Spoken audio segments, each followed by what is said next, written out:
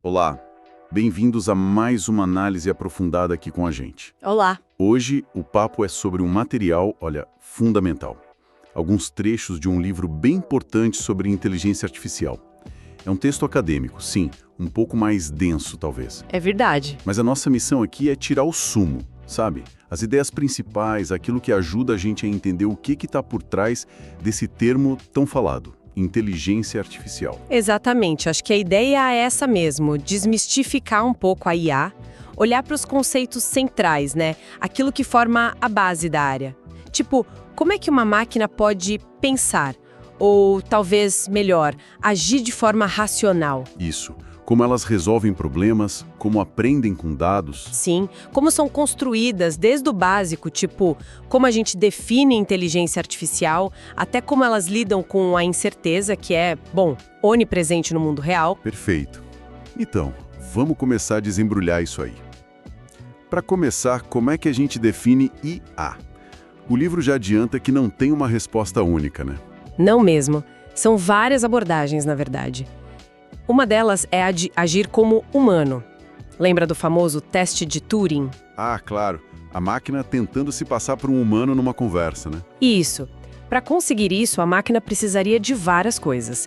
Entender linguagem, guardar conhecimento, raciocinar, aprender. É uma visão bem focada na interação. Tem também a outra visão, de pensar como humano, que tenta, modelar como a nossa cabeça funciona, né? Os processos cognitivos. Exato. Aí entra a ciência cognitiva. Usar modelos de computador para tentar entender a gente mesmo. Mas olha, o material que a gente está vendo dá um foco maior em outras duas ideias. Quais seriam? Pensar racionalmente, que é mais ligado à lógica, às leis do pensamento correto, digamos assim. E principalmente agir racionalmente. Essa é a que o livro mais explora. Agir racionalmente. A ideia é criar sistemas que tomam as melhores decisões possíveis, com base na informação que eles têm. É o conceito central por trás dos agentes racionais. Certo. E o que seria um agente, nesse contexto? E o que faz ele ser racional? Bom, um agente é basicamente qualquer coisa que percebe o ambiente onde está, isso através de sensores, e age nesse ambiente usando o que a gente chama de atuadores. Pensa num termostato simples. Ele sente a temperatura do quarto, isso é o sensor, e aí ele liga ou desliga o aquecedor, o atuador. Ok, faz sentido. Agora, ser racional aqui não quer dizer ser perfeito ou saber tudo. Não é isso. Significa escolher a ação que, com base no que ele percebeu até agora e no conhecimento que ele já tem, espera-se que maximize algum critério de desempenho, uma medida de sucesso, vamos dizer. Entendi. Então, a racionalidade não é onisciência. Mas, e se o agente não tem informação suficiente? Aquele exemplo clássico de atravessar a rua. Seria racional só ir, sem olhar? Ótima pergunta. Não, de jeito nenhum. A definição de racionalidade não premia a imprudência, né? Seria irracional atravessar sem ter informação suficiente, por causa do risco óbvio. Certo. Um agente racional de verdade, nesse caso, escolheria primeiro a ação de olhar. É uma ação para coletar informação. E ele faz isso justamente porque essa informação ajuda a maximizar o desempenho esperado dele, que nesse caso é principalmente a segurança. Ah, então buscar informação faz parte de ser racional. Totalmente. Agir para obter informação é crucial. Para deixar isso mais concreto, o livro usa aquele exemplo do táxi autônomo, com o modelo PS. Pode relembrar para a gente o que é isso? Claro, PES é um acrônimo. Ajuda a definir o problema do agente. P é de performance, ou desempenho. Como a gente mede o sucesso? Para o táxi seria segurança, chegar rápido, economizar gasolina, conforto. Exatamente. E veja que esses objetivos podem até conflitar, né? Ir rápido versus ser seguro. Verdade. Depois vem o E de environment, o ambiente, onde o táxi opera. Ruas, tráfego, pedestres, clima. Ok. A são os atuadores. Como ele age? Volante, acelerador, freio, buzina, setas. as ferramentas dele para interagir. Isso. E finalmente o S de Sensors. Como ele percebe o mundo. Câmeras, GPS, sonar, velocímetro, outros sensores do carro. Beleza. O PS ajuda a mapear o cenário todo. Agora, como esses agentes decidem o que fazer? Você falou que tem arquiteturas diferentes. A mais simples seria a reativa, é isso? Sim, o agente reativo simples. Ele basicamente mapeia o que percebe agora diretamente para uma ação. Usa umas regras tipo, se acontecer X, faça Y. Funciona para tarefas bem simples, mas se o ambiente não é totalmente observável, ele se complica. Pensa num aspirador de pó que só reage à sujeira bem na frente. Ele pode ficar andando em círculos ou ser super ineficiente se não souber onde já limpou. Faz sentido, ele não tem memória do que aconteceu. Para ir além disso, tem os agentes que consideram o objetivo, né? O táxi precisa saber para onde ir, não só onde está agora. Exatamente.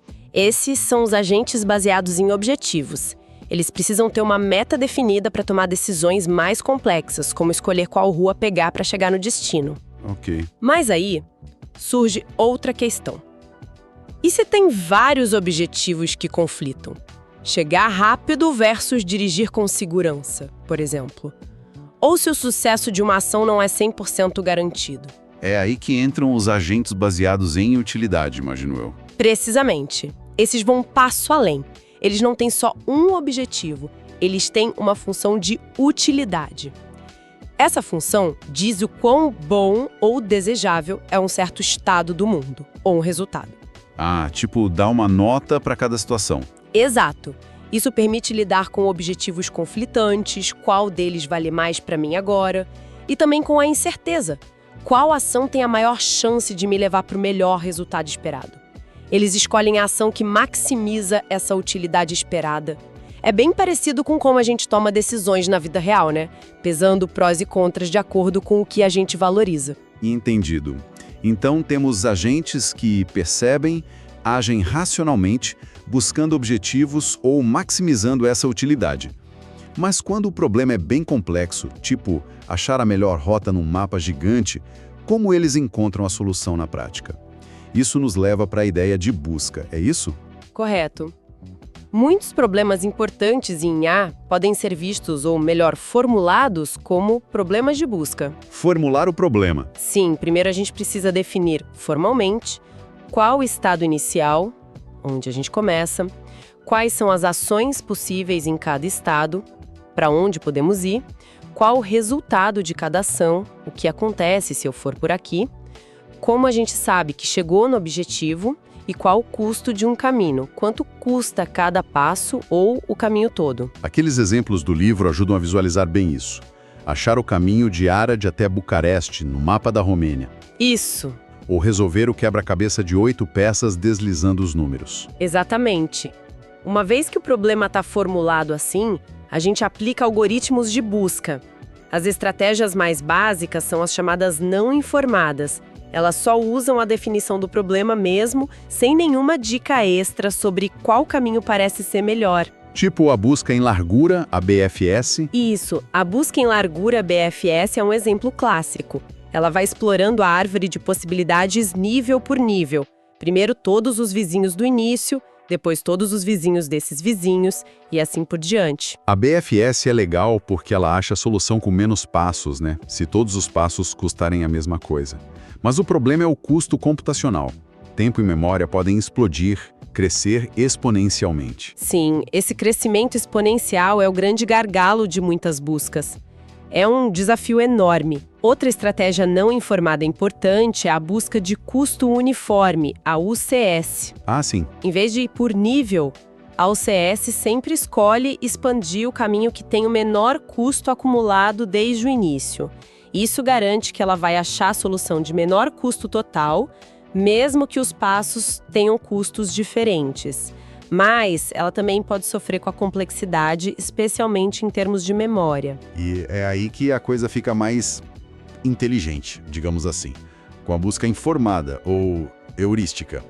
A ideia é dar para o algoritmo uma espécie de intuição, uma estimativa de quão bom é cada caminho. Exatamente. É usar alguma informação adicional, alguma pista que não está na definição básica do problema, para guiar a busca de um jeito mais eficiente. A busca A ou A estrela é provavelmente o algoritmo mais famoso aqui. A estrela. Isso, ele combina duas coisas. O custo real para chegar até um certo ponto no caminho, que a gente chama de GN. O que já foi gasto? Exato. E combina isso com uma estimativa do custo que ainda falta desse ponto até o objetivo. Essa estimativa é a heurística, o H de N. A função que guia a busca é F de N igual G de N plus H de N. A A sempre escolhe explorar o nó que parece ser o melhor no geral, considerando o que já andou e uma estimativa do que falta. E para garantir que vai achar a melhor solução mesmo, a de menor custo, essa estimativa, a heurística H de N, tem que ser admissível. É isso, né? Perfeito, admissível. Significa que a heurística nunca pode superestimar o custo real para chegar no objetivo. Ela tem que ser otimista ou, no máximo, realista. A distância em linha reta no mapa é o exemplo clássico disso, para achar rotas. Exatamente. A linha reta é sempre menor ou igual ao caminho real pelas estradas. Com uma heurística admissível, a A tem propriedades ótimas. Ela é completa, acha a solução se existir, é ótima, acha de menor custo e é muito eficiente em termos de quantos nós ela precisa explorar. Geralmente bem menos que as buscas não informadas. Mas ainda tem um porém, né? Tem. Mesmo a A pode ter complexidade exponencial no pior cenário, se a heurística não for muito boa em discriminar os caminhos. E ela ainda pode exigir muita memória para guardar todos os caminhos parciais que está explorando. Imagino que tenham variações para lidar com memória. Mas de onde vêm essas heurísticas? Como a gente cria esses palpites inteligentes? Uma técnica bem interessante é relaxar o problema original.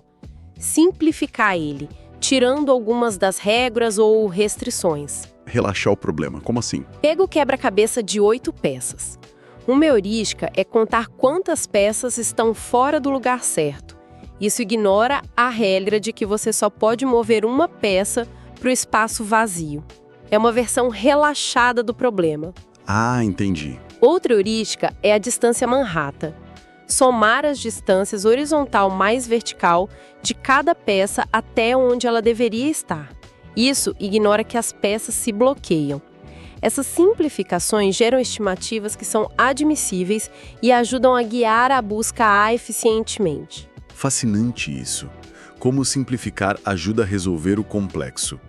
Mas, saindo desses problemas bem definidinhos, tipo mapas e quebra-cabeças, o mundo real é uma bagunça cheio de incerteza, né?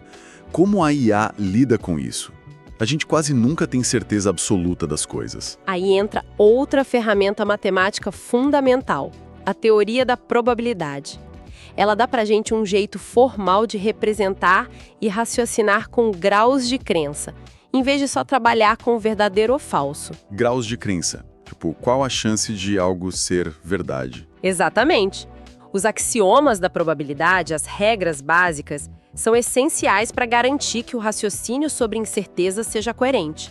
Se você viola essas regras, pode chegar a conclusões ilógicas ou tomar decisões que certamente vão dar errado. E como a gente representa esse conhecimento incerto na prática? Tentar listar a probabilidade de todas as combinações possíveis de eventos parece que fica inviável muito rápido. Fica mesmo, cresce exponencialmente, é impossível para problemas reais. A chave para lidar com isso é explorar a independência condicional. Independência condicional É a ideia de que, muitas vezes, saber o valor de uma variável faz com que outras duas que talvez fossem relacionadas se tornem independentes. Por exemplo, se eu já sei que alguém tem cárie, talvez a chance dela ter dor de dente não dependa mais diretamente da chance dela precisar de um buticão, sabe? A cárie meio que explica as duas coisas. Entendi. Uma variável intermediária quebrando a ligação direta. Isso. E a regra de Bayes é super importante aqui. Ela é uma fórmula que permite a gente atualizar nossas crenças sobre uma hipótese, tipo, a chance de ter cárie, quando a gente recebe uma nova evidência, tipo, sentir dor de dente. E como a gente organiza todas essas relações de dependência de um jeito que o computador consiga usar?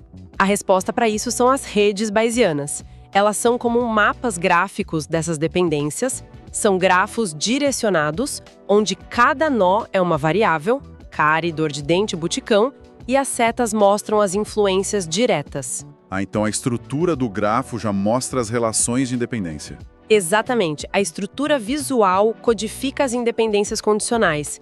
E o mais legal é que elas permitem representar a distribuição de probabilidade completa de um jeito muito compacto.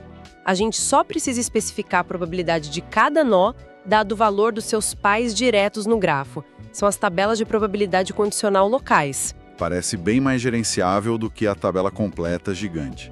Mas fazer contas com essas redes, tipo calcular a probabilidade de algo acontecer, dadas algumas evidências que eu já tenho, ainda é complicado? Pode ser, sim. Fazer a inferência exata numa rede bayesiana geral é um problema computacionalmente difícil, pertence a uma classe chamada SP difícil. Vixe. Mas a boa notícia é que existem algoritmos para cálculo exato que funcionam muito bem para muitas estruturas de rede que aparecem na prática. E quando o cálculo exato fica pesado demais, a gente usa métodos de inferência aproximada. Técnicas baseadas em amostragem, como MCMC, que conseguem chegar bem perto da resposta correta se tiverem tempo suficiente. Certo. Então temos agentes racionais que buscam soluções que usam probabilidade para lidar com incerteza. Mas como eles melhoram sozinhos? Como eles aprendem? Aí a gente entra na aprendizagem de máquina, outra área gigante dentro da IA. Uma categoria principal é a aprendizagem supervisionada. Supervisionada. Tem um supervisor? Quase isso. A ideia é que o sistema aprende a partir de exemplos onde a gente já sabe a resposta certa. É como ter um professor que te dá os exercícios e o gabarito para você aprender o padrão. Que tipo de coisa aprende assim? As árvores de decisão são um exemplo clássico. Elas aprendem uma sequência de perguntas baseadas nas características dos dados para classificar alguma coisa ou prever um valor. Tipo um fluxograma para tomar decisão. Isso. O desafio é criar uma árvore que não decore só os exemplos que viu no treino, mas que generalize bem para dados novos. Evitar o overfitting, o sobreajuste. Outro método super comum é a regressão linear, usada para prever números, valores contínuos. Basicamente, ajustar a melhor linha ou plano possível aos dados. E, claro, as famosas redes neurais. Redes neurais de novo. Qual é a ideia básica delas, de forma simples? Elas são inspiradas, bem de leve, na estrutura do nosso cérebro. São redes com muitos neurônios artificiais, unidades de processamento simples, conectados entre si. A força dessas conexões, os pesos, é o que a rede aprende durante o treinamento. E como ela aprende? Ajustando esses pesos. Redes com várias camadas conseguem aprender padrões muito complexos nos dados. Um algoritmo famoso para ajustar esses pesos é o backpropagation, que calcula como o erro na saída da rede deve ser propagado para trás para corrigir as conexões. Ok, isso é aprendizado com gabarito. Mas e se a gente não tem as respostas certas? Ou se tem fatores importantes na situação que a gente nem consegue medir ou observar diretamente? Aí entram outras formas de aprendizado. A aprendizagem não supervisionada é para quando a gente não tem rótulos, não tem gabarito. O objetivo é achar padrões e estruturas escondidas nos próprios dados. Tipo... agrupamento ou clustering. Tentar agrupar dados que são parecidos entre si, sem saber de antemão quais são os grupos. E para lidar com essas variáveis importantes que estão ocultas, que a gente não observa, existem algoritmos poderosos como o Expectation Maximization, o EM. Ele consegue estimar os parâmetros do modelo e, ao mesmo tempo, inferir os valores prováveis dessas variáveis escondidas. Entendi. E tem mais um tipo, né? O pro reforço. Sim, a aprendizagem por reforço é diferente. O agente aprende interagindo com o ambiente por tentativa e erro. Ele não recebe exemplos de certo ou errado. Em vez disso, ele recebe sinais de recompensa ou punição pelas ações que toma. Ah, tipo adestrar um cachorro com petisco? É uma analogia válida. O objetivo do agente é aprender uma estratégia, uma política de ação que maximize a recompensa total que ele vai receber ao longo do tempo. É fundamental para ensinar máquinas a jogar tipo xadrez ou Go, ou para controlar robôs em tarefas complexas, ou para tomar sequências de decisões ótimas em negócios, por exemplo. Uau, quanta coisa! Cobrimos bastante terreno mesmo. Então, tentando juntar tudo, a IA não é uma caixa preta mágica, né? Ela é construída em cima de ideias bem definidas. Exato. Agentes que agem racionalmente, percebendo e atuando. Algoritmos de busca para resolver problemas e planejar. Probabilidade para lidar com a incerteza do mundo. E vários tipos de aprendizado para se adaptar e melhorar. Que economizou milhões. Verdade. E claro, os avanços mais recentes em entender linguagem, gerar imagens. O campo não para de evoluir, mas essas ideias centrais, esses fundamentos continuam sendo vitais. Para a gente fechar, uma reflexão que me surgiu aqui. A gente viu que para criar heurísticas boas para a busca, uma técnica é relaxar o problema, simplificar, ignorando algumas regras. Sim, um ponto bem interessante. Isso me fez pensar, será que nós, humanos, não fazemos algo parecido o tempo todo? O mundo real é absurdamente complexo, né? Infinitas variáveis, restrições. Com certeza. Será que nosso cérebro, talvez até instintivamente, não simplifica as coisas? Ignora alguns detalhes, algumas regras, só para conseguir achar um caminho, uma heurística nossa, que nos guie, mesmo que não seja a solução perfeita, matematicamente ótima. Fica a pergunta, né? Como será que a gente navega nossos próprios desafios complexos? Fica a reflexão. Uma ótima pergunta para a gente continuar pensando.